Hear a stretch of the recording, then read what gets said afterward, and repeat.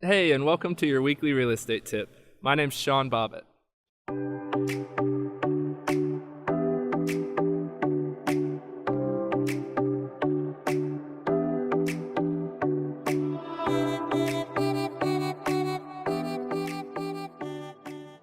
Today we're going to be talking about low appraisals, specifically what you can do as a seller to protect yourself from a low appraisal.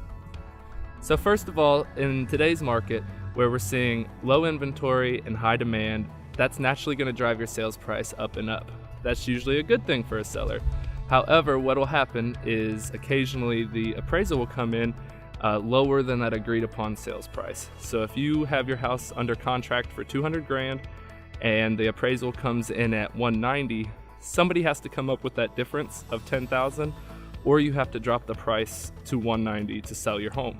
That's the scary news. But the good news is that there are some things that you can do to protect yourself. First and foremost, treat your appraisal like a showing. You're going to want the house to be spotless. You're going to want all the lights on, all of the blinds open. You are going to want to make a great first impression. The appraiser will let you know ahead of time that he is going to be coming through and what time. He will only be there for about 15-30 minutes. That means you have a very short period of time for him to decide the value of your home, which is exactly why we want to put your best foot forward. The next thing you can do is have your realtor reach out to the appraiser and give them comps that support the sales price that you've already agreed upon. Appraisers are just people, and people generally take the easy way out. If the comps are already supplied to the appraiser and they justify the value, a lot of times you can get them to use your comps as opposed to doing some digging and using some other comps. This is going to limit the chance that you're going to have a lower appraisal. Another precaution you can take as a seller is to build in a clause to the contract up front when you're originally negotiating the offer that states that the buyer is willing to pay X amount of dollars if the appraisal comes in low.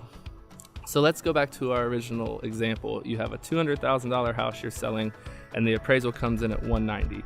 If you had originally negotiated into the contract that the buyers would be willing to pay up to $10,000 in cash on top of their loan amount, if the appraisal comes in short, then you would be just fine. You would be still receiving your full $200,000 and the contract would be able to close.